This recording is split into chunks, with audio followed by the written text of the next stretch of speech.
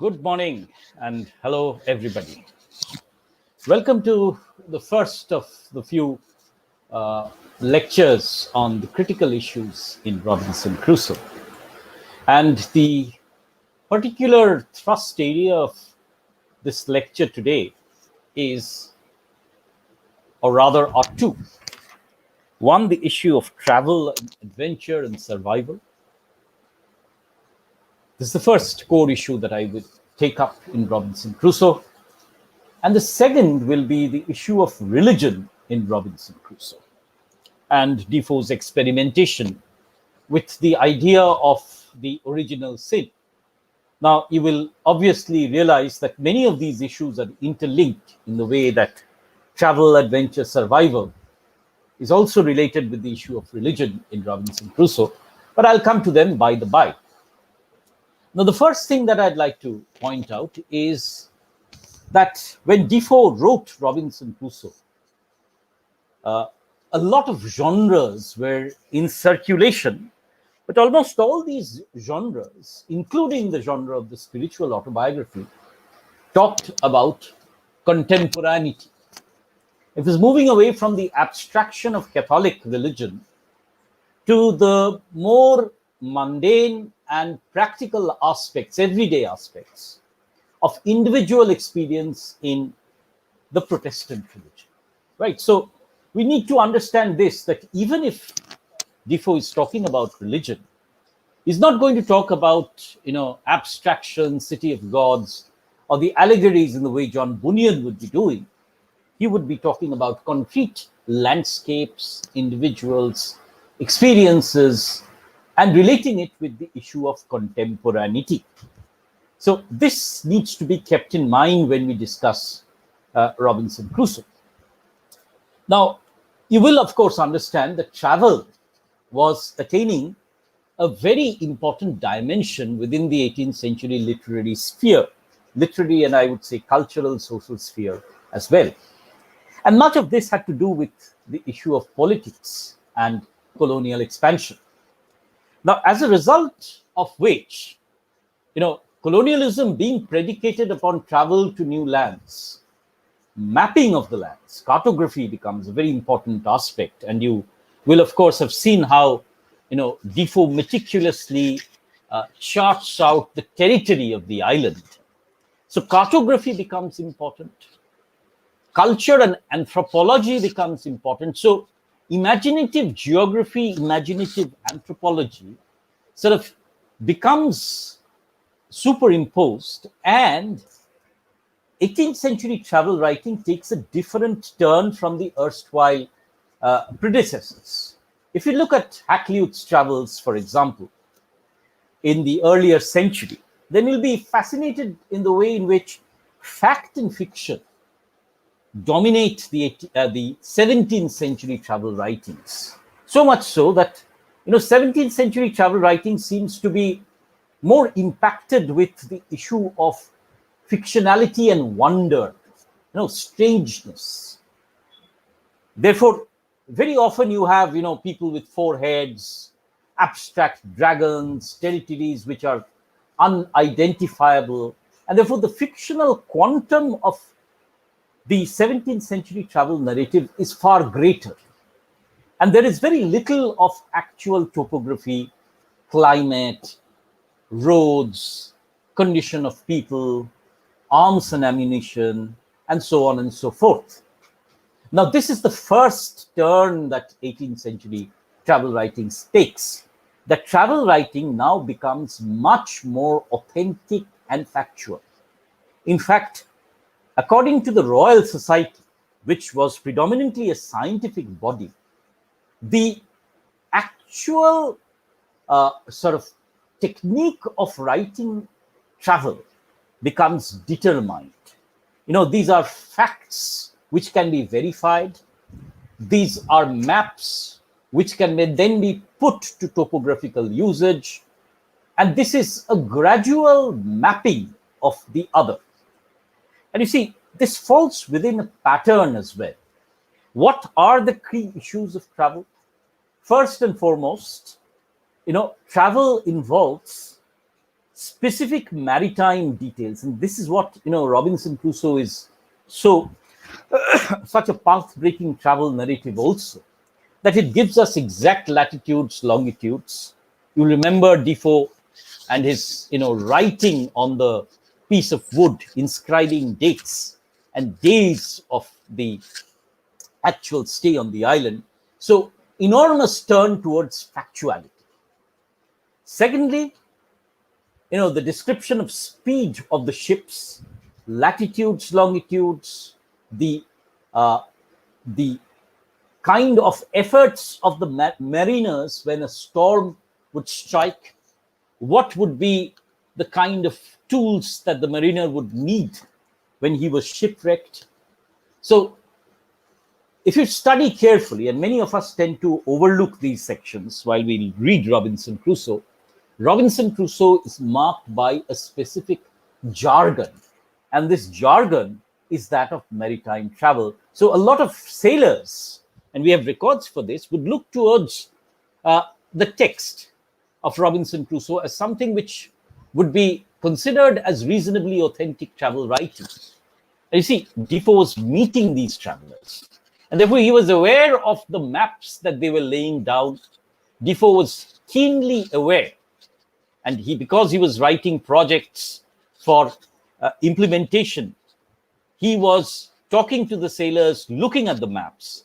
Therefore, we have a Daniel Defoe who writes travel as per fact, contemporary recorded facts, interacting with mariners, interacting with travelers. So what would Defoe put in? And what would these travel writers put in? The first, of course, would be the topography, the map. And take a look at the island in which Defoe is put, the island of despair that Defoe talks about, that Crusoe talks about, rather. You see, there are three segments within this island. One is the seashore on which he sort of is thrown. The second is the inland forest within which he builds his fort, his fortification, as it were. And you'll remember that he talks about the groves which create a natural barrier for him. And then there are the woodlands, the deeper parts of the forest, where he goes in for his hunting. So, in a way, through the narrative and through the narrative of adventure and survival, Defoe is laying the map of the island. Not only this, when the English ship comes on the island, he actually shows them meticulously the island. So it's like Defoe reading the map of the island with the future colonizers as well. So cartography, imaginative geography, is what Robinson Crusoe is also about. Secondly, very importantly, he talks about climate. It was important for all these travelers to know about the climates that these alien lands would invoke. Third, of course, would be the anthropological, religious practices of the indigenous islanders. And, text after text talks about the kind of religion that they practice, the deficiencies of the religion, the superiority of the English Protestant religion over these.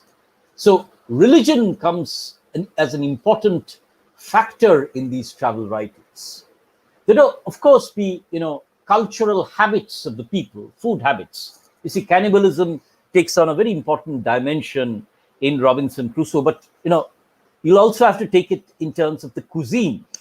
And, Defoe brings in a whole new food habit based on barley, wheat, corn, rather than the rather fleshly oriented and sea oriented diet of Friday and his islanders. So cartography, climate, people, of course, again, boat making and sailing habits of Friday become important.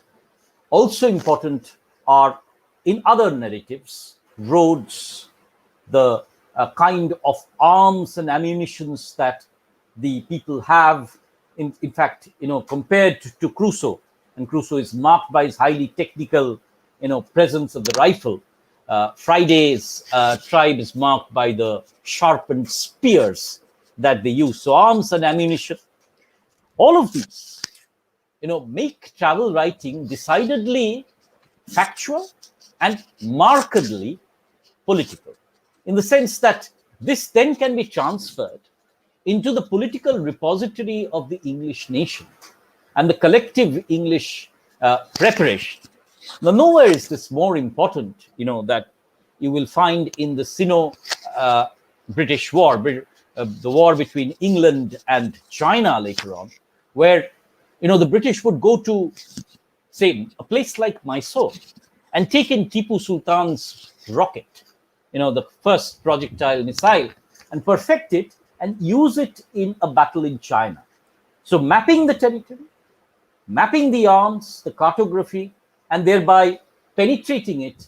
Of course, also important would be trade and commerce and the assets that that particular country had to offer. For example, India would be marked by its spices, cotton, tobacco, sugar, and in turn, the plantations would be marked by the presence of tobacco and sugar. So the kind of crops that would be yielded.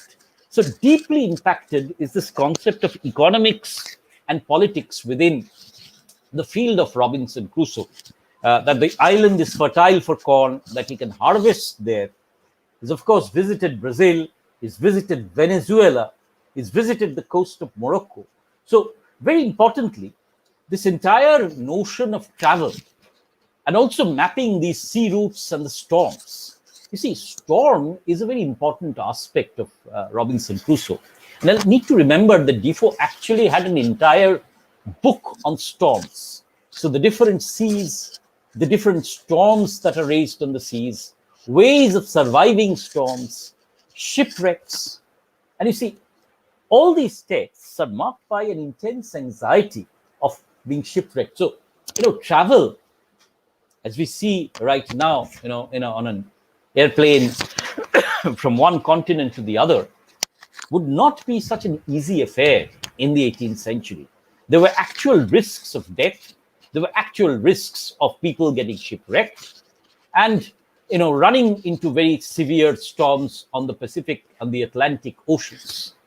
So Defoe's text is also, before the island, a text about surviving storms. Another very important thing is that of migration, in the way in which, people were being trafficked all across the world, and the concept of slavery, which was gradually getting more and more prominence. Please note that the focus of Robinson Crusoe is also not only Brazil and Venezuela, but also the Caribbean islands, from where indentured labor, slaves would be brought in great numbers to Britain. Therefore, it was important also to identify the people, their racial features. You see, we've already talked in our last discussion about the focus on, Friday's appearance, his manliness, his physical strength. So for Defoe, Friday is also, in a ways, like a resource who must be, mapped and then transferred from one zone to the other to satisfy the urge of the colonizer for developing landscapes. So in that sense, the travel of Robinson Crusoe, the story of migration, the story of moving people around, is also marked by this contemporary need for finding new lands for trade, finding new sea trade routes, finding the least, stormy waters, negotiating storms, moving people around, and thereby fixing on assets of any particular island people, and then, transacting. So travel, transaction, migration, slavery, knowing the people, trade and commerce are all, as it were, enmeshed. But the new direction, as most of you will have realized, is absolute and utter factuality. And you will also here find that the low-key prose in Robinson Crusoe, marked by Crusoe's seeing I, E-Y-E, and the I as in me, are, brought together. It's a very mundane prose, but it's a keenly observant prose, one which maps territory, one which knows the people, one which observes and tries to transform the people. Right. So it's very important to see how travel becomes contemporary, travel becomes factual, travel becomes oriented towards particular details in Robinson Crusoe. So therein lies the importance of Defoe and travel narrative. Now, more than Gulliver's Travels, which is a rather ironic exposition of the norms of travel and fantasy, overlapping on travel narrative, Crusoe's travel is a real travel narrative, in that, while it fictionally talks about Friday and Crusoe and the imaginative pain and solitude on the island, Crusoe's travels provide a better index of travel writing of the 18th century than of many other travelogues of the period even. So there comes the travel narrative. There goes the travel narrative, rather. Now let me move on to this story about survival and adventure. Now, if you look at it, Crusoe's text is marked by several phases. The first, of course, is his, what we called in the earlier lectures as original sin, his restless travel, wanderlust, as it were. So there's the first travel where he moves from Bristol, which is his hometown, to London. And on the way, in fact, it's a very stormy travel. He's taken up by a storm and barely survives. It's a kind of a premonition, he also says, of his further travels, that he's not made out of fate for travel. Secondly, there is this travel where his ship is taken over and he's made a slave by the Moors. Then comes this travel to Brazil and the plantations of Brazil. And in each of these travels, you see, Defoe talks about the unrest, he talks about the unsteady seas, talks about the islands that he visits. In fact, when he escapes with his boy servant Zuri from the plantations from Morocco towards Brazil, there are a large number of islands he visits, and everywhere that he goes, he encounters wild animals, he encounters, strange people, and so on and so forth. So the text is ceaselessly, like Crusoe, gobbling up, entering into, charting out new territories. And this, sort of devouring of experience, of the multiplicity of the geographical, cultural diversities that the adventure narrative continuously tramples upon. Now, if you take a look at the broader island narrative, then Crusoe, when he goes to the island, actually does not have anything at his disposal. He has a pipe in his pocket, and he has really nothing in his hand. It's only when he goes to the ship. So that's the first adventure, is going to the ship, getting the tools, and the sole agent of human labor. And then he comes to know of these series of adventures: the first shot fired on the island, the first grain of barley harvested, the first footprint, the first savages, his rescuing of Friday, the adventure with the tribesmen, and the rescue of the Spaniard and Friday's father. Then comes the episode of the English ship and gradually sort of defeating the mutineers and finally escaping from the island. This is what we will call a series of adventures that Robinson Crusoe goes through. So the narrative never really pauses. The dexterity of Robinson Crusoe is in the way in which, Crusoe lets the narrative move on from one zone to the other, from one territory to the other, from one space to the other, and therefore from one adventure to the other. Now, in all these, adventure narratives are based on two things. One is the resourcefulness of the protagonist, In that sense, he's sort of cutting through the swamp and reaching new territories. And Crusoe is this archetypal, adventurer, buccaneer, is this innovator who is continuously sort of shaping out new tools from the older resources. So, you have this episode, for example, in Robinson Crusoe, where he talks about making a boat and therefore cutting down an entire tree. Right? Therefore, this is a very important episode in Robinson Crusoe in the way in which to make certain innovations for staying on the island, the degree of adventure and labor that Robinson Crusoe has to invest is something which is very special, and the narrative continuously harps on these issues. The second thing that an adventure narrative continuously must, emphasize is suspense. Now, the first suspense in Robinson Crusoe is how he can escape from his state of slavery. Then comes his adventures on the island with the wild animals. Then comes his first foray into the ship, exploration of the island. Then comes the adventure of suddenly finding barley and growing corn. Then comes the anxiety of the footprint. And as I pointed out in my earlier discussion of the text, this is probably the most intense adventure of Robinson Crusoe, anxiety, which leads on to the subsequent adventure of finding Friday, killing the people.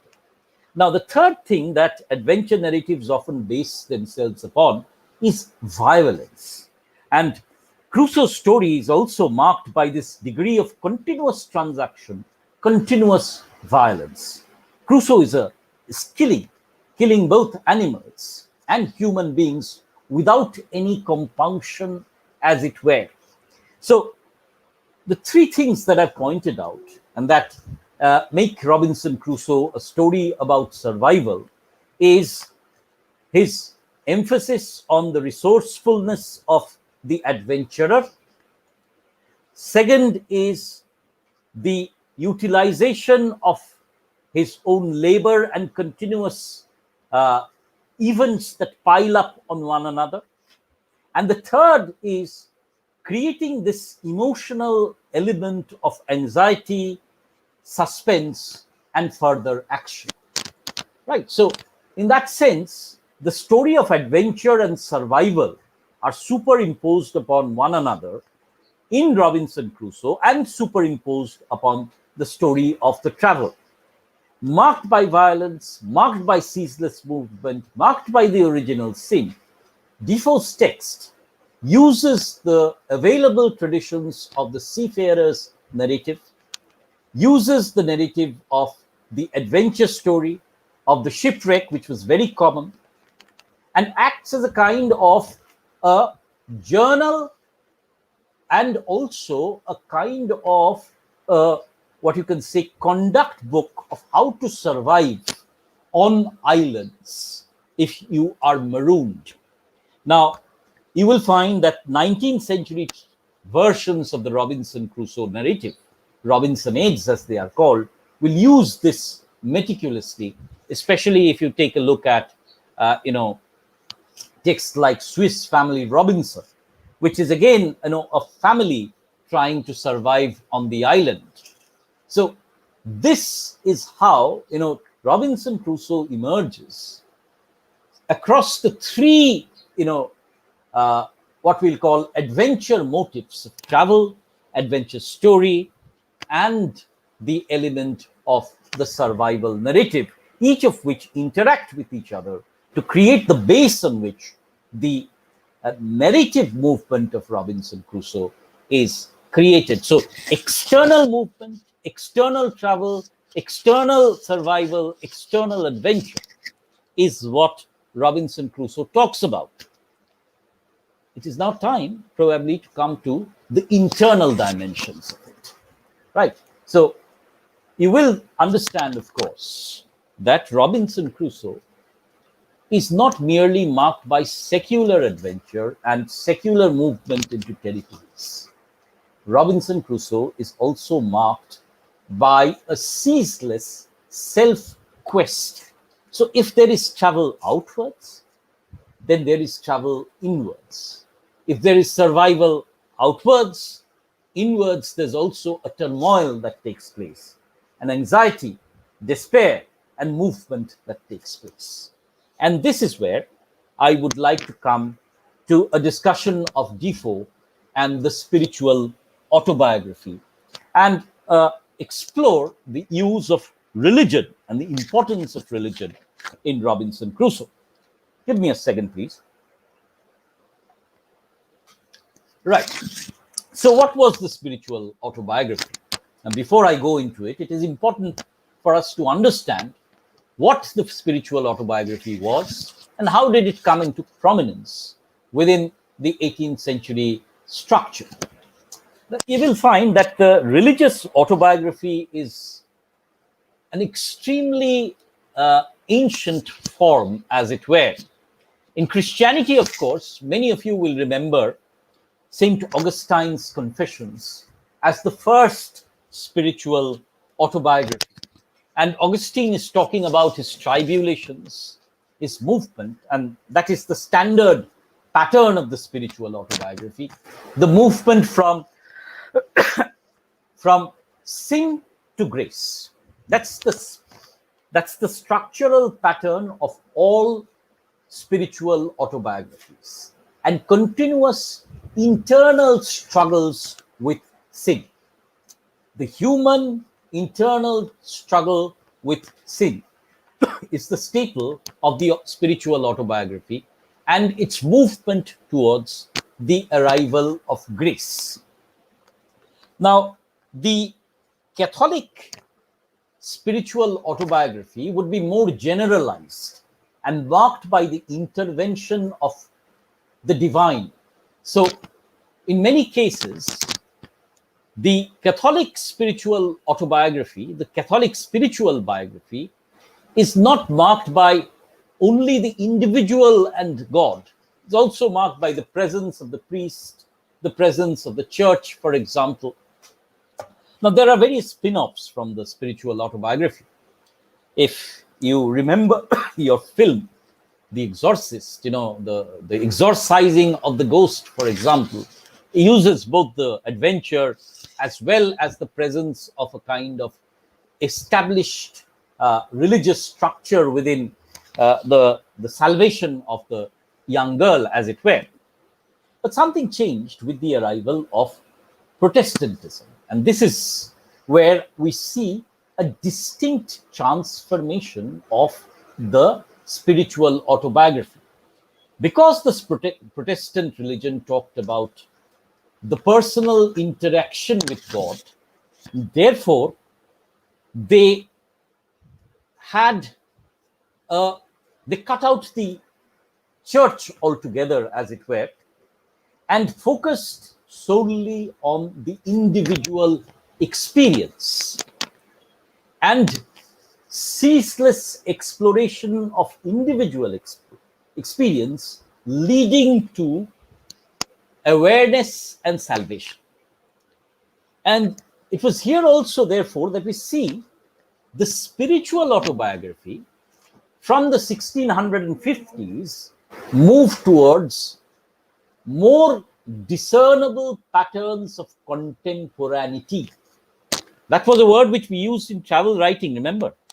So we see the same kind of movement in the spiritual autobiography, no longer abstract allegories in the way in which we'd seen in, say, Pierce the Plowman.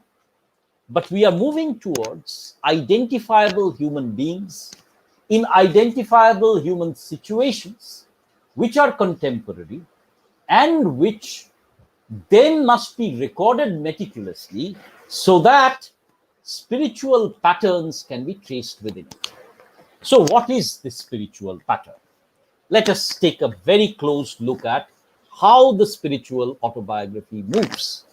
And for this, let me talk about the one spiritual autobiography that dominated the cultural landscape of Protestant England, and that would be a 1666 text published by John Bunyan called Grace Abounding. Now, the full title of this text was Grace Abounding to the Chief of Sinners, or a brief relation of the exceeding mercy of God in Christ to his poor servant John Bunyan. You can check this up on any website that you want for the full title. But there is a long, subtitle where Bunyan talks about the particularly flawed, the manner of his conversion, the fight and trouble for sin, dreadful temptations, also how he despaired of God's mercy, and how the Lord at length, through Christ, did deliver him from all the guilt that lay upon him. So that's the spiritual autobiography. Repeated sinning by the self. So the creation of a self, you foregrounded the person who was at the center of this religious, as it were, turmoil. His continuous sinning. So you have the original sin of Robinson Crusoe, his original sin being that he refuses to stay within the middle order, and that he's continuously marked by this wanderlust. You'll remember that it's not once that Crusoe sins in that sense of the term. That Crusoe sins when he sort of defies his father, moves from Bristol to London. He's given a lesson that the ship is almost sinking, and the captain says, "You're not made out for travel. Go back to your father. This is a providential warning." Crusoe does not listen, goes out on his travel, is captured and enslaved. He flees from there, comes to Brazil, builds up a plantation, and is settled happily, prosperous. And then once again, he throws it all away to move to the island. Therefore, he sins once again. Therefore, relentless process of sinning is what the spiritual autobiography talks about. A particular flaw in the character that needs to be rectified. And that particular flaw that propels him towards sinning. So sin. Then comes the punishment. Recurrent punishments leading to the climactic, as it were, suffering, which in Crusoe's case, is imprisonment on the island, abandonment on the island, isolation, desolation, despair. Right? So you have the intensity of the solitude in Robinson Crusoe, and that solitude is a punishment that seems to be divinely inflicted upon him for his repeated transgressions. So sin to punishment. And then comes the penance or the vocation, right? And that he's forced to survive on the island alone without any person. And he's forced to undergo immense labor. You see, you can look at the text of adventure in terms of, new experience. But you can also see this as a kind of a punishment. In the way he's forced into hard labor, just as the, people who were sent off, the prisoners who were sent off to America would undergo hard labor on the island. So, vocation. So, sin, punishment, and vocation. And then comes within the spiritual autobiography a sense of deep despair. So, belief, or rather a lack of belief in God, despair, and the state of suicide almost. Now, you remember, Crusoe is diseased. He is on the verge of depression and complete collapse of his personality. Therefore, the movement towards abjection and suffering and despair.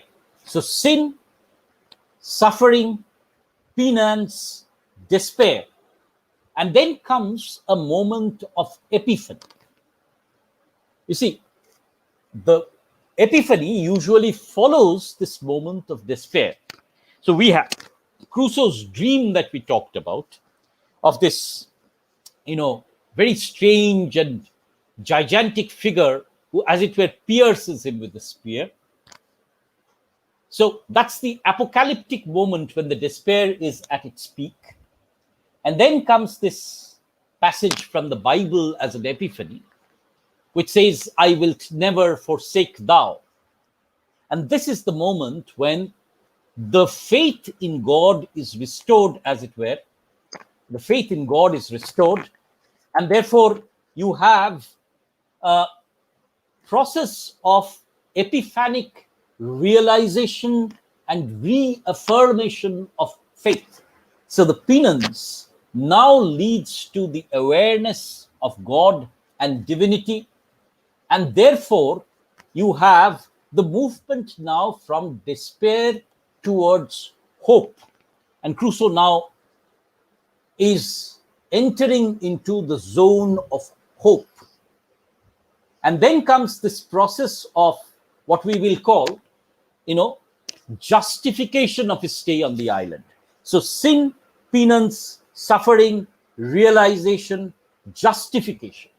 And this is where you see what the spiritual autobiography is doing. Or let me come to this a little later on. I don't want to preempt things. Let me complete the circle.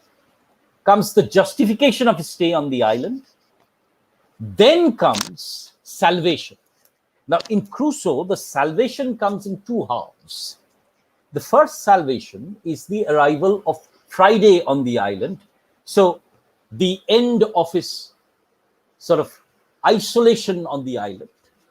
So, that's the first salvation, the arrival of Friday, companionship, and his release from his soul labor. Then comes the second salvation in his departure from the island. Right? So if you take down the process, repeated sinning by the self, repeated punishments leading to great suffering, great penance, great sense of isolation and falling into despair, reaching its climax with Defoe's dream. Then comes the epiphanic realization of the presence of God through the passage in the Bible. Then comes justification. And then once the Christian has realized the justification of God's ways, there is a double salvation in Robinson Crusoe, a movement of Friday towards him and the movement of both of them away from the island. So that is the structure of the spiritual autobiography.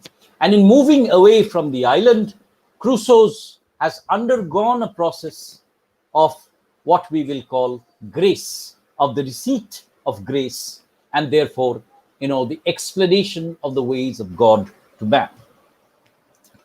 Now, what is the spiritual autobiography then all about? Having talked about the structure of the spiritual autobiography and the movement from sin to grace, the spiritual autobiography also posits a notion of plot. And how does it posit a notion of plot? In the sense that, Crusoe's and human experience is random. It is marked by fragmentation, incoherence, and unreality. I repeat, fragmentation, incoherence, and unreality. That there's no pattern in Defoe's, as it were, shipwrecking, arrival on the island, finding the ship, Bali, Friday, and so on and so forth. But the dominating feature of the spiritual autobiography is not the self, but the providence. So, how does one transform the inchoate, chaotic episodes of Crusoe's life into a divine providence of God. God has this plan. God's plan has unity, wholeness, and truth. So this entire structure of, to borrow Milton, justifying the ways of God to man is, as it were, given in the spiritual autobiography. That the randomness of Crusoe's adventures is given this structure of movement from sin to grace, from casting away from the mainland to the arrival on the mainland once again by traveling the boundaries. Therefore, what George Starr, Patricia Mayer Spax talk about, is this providential structure of Robinson Crusoe, of the way in which he undergoes an inward travel through relentless self-question and moves from despair to hope, understanding that this process of experience is about moving from his original sin to, as it were, the cleansing of this original sin and reaching a state of stasis where his belief in God is reaffirmed.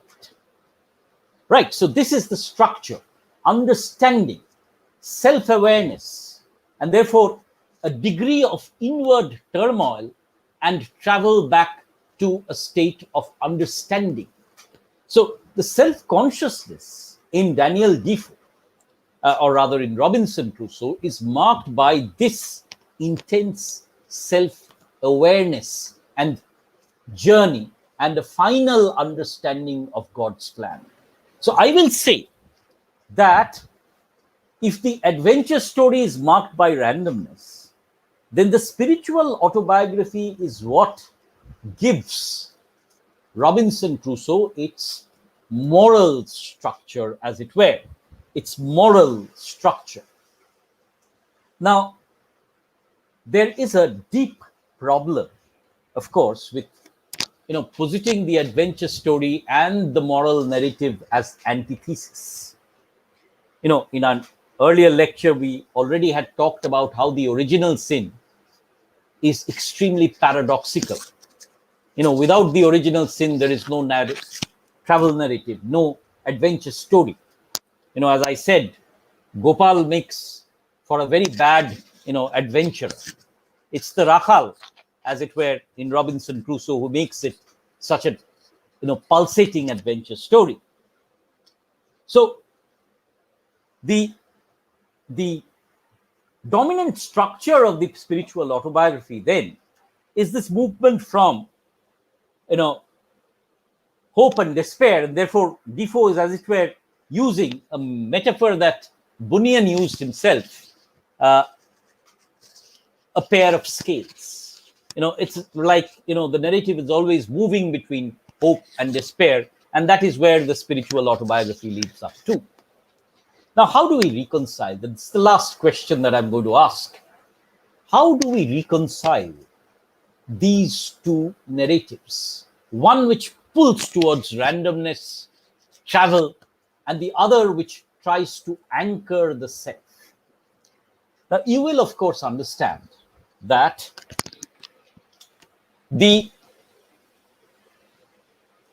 paradox of this original sin lies in the fact that the movement outwards through the original sin creates the turmoil within the movement inwards.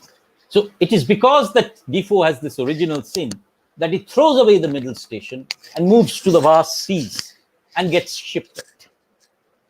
But you see, this gathering of experience, contemporary experience, explaining it and then rationalizing it as divine providence is what the spiritual autobiography imposes. So finally, you see, the original sin has to be rationalized and explained by the spiritual autobiography. But what is the arrival? You see, because of this original sin, a new island can be colonized. And because the colonization happens, Friday can be made into a Christian. And therefore, God's plan of, as it were, civilizing other people and making them Christians. You see, at the end of the story, as we looked at in the last lecture, Friday is not talked about as a pagan. Friday is talked about as a Protestant.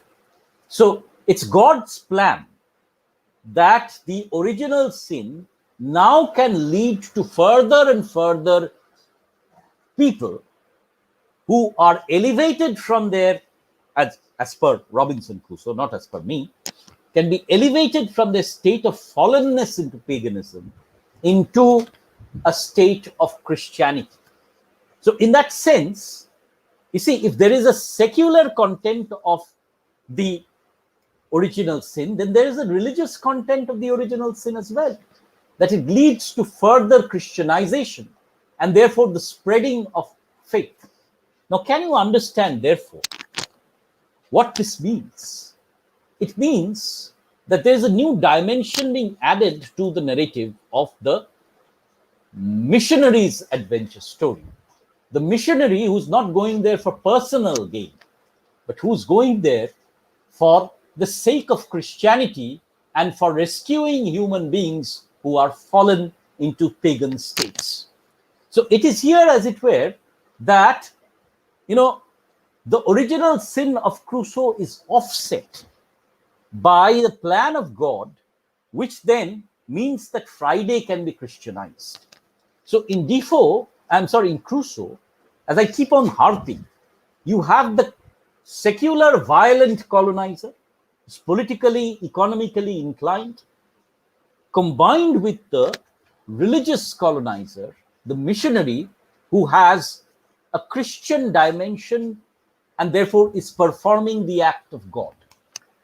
So, in a sense, by combining this, Defoe is imposing God's plan upon man's story, right? That the chaotic experiences of Robinson Crusoe, his original sins, are ultimately reconciled into this idea, this grand idea of colonialism, which brings back both money as well as Christian value in the Robinson Crusoe story.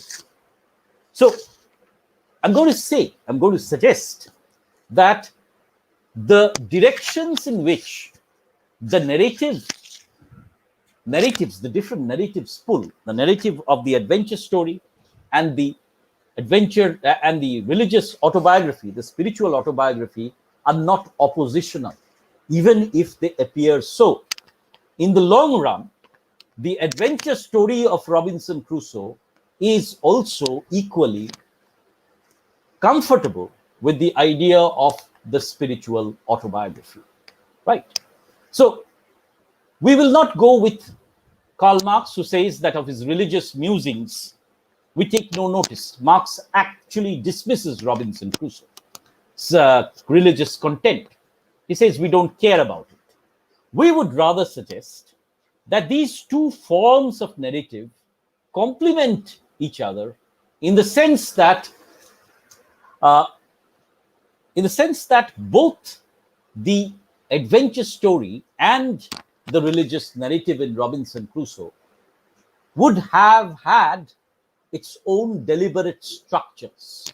One of satisfying the curiosity and the need of travelers and the people on the mainland who were fascinated by these travels of fact, storms, being marooned, acting as conduct books on the one hand. And on the other hand, it would also satisfy, the demand for the Protestant Christian to take a look at contemporary experience and make sense of God's divine plan of understanding the events that were unfolding around them. And if you were in the 18th century, it was a very exciting time to be. Fires, plagues, travel, money, prosperity, sudden development of London, explosion of different discoveries. So how could you make sense of them? You remember your Newton talking about walking on the seashore and with the sea beyond him. So Newton and Crusoe are both trying to make sense of the rapid flux and change that were around them, of the travels, of the new zones. So they were charting out new zones. They were trying to define them for their own reading public and for the explorers, and talking about adventure and talking about journeying out into new lands. But they were also making them aware that journeying out into new lands had its moments of despair, suffering, adventures, and so on and so forth. At the same time, they were trying to posit a religious dimension of trying to cope and understand the movement of the self from sin to grace, that within this chaotic experience, there was a divine plan of God. And it is finally in the secular adventure story coming together with the missionary adventure story, the self's exploration outwards, and the missionaries' attempt to transform the interior landscape of the new lands, that the two diametrically opposed narrative patterns of adventure and spirituality seem to combine in Robinson Crusoe. Right? So, negating any one particular dimension would be a fallacy. We cannot read Robinson Crusoe purely as a adventure narrative. We cannot purely read it as a spiritual autobiography. And it is our critical understanding that at this point in history, religion and politics, travel and missionary were all integrally related with each other, right? And understanding this, religious, political, economic cocktail that was happening is probably one of the most important aspects of understanding the 18th century in all its complexity. So it is with these comments that I'd like to bring this discussion to a close. In our next discussion, we take up the issue of economics and labor and nature. So Crusoe as the Homo economicus and Crusoe as the natural man. Rousseau and Ian Watt both will feature very dominantly in our next presentation, which will be tomorrow. And we hope to have your company during that session. Thank you very much for watching, and I hope you've enjoyed exploring the complex nuances of the text. Thank you very much once again, and have a pleasant day ahead.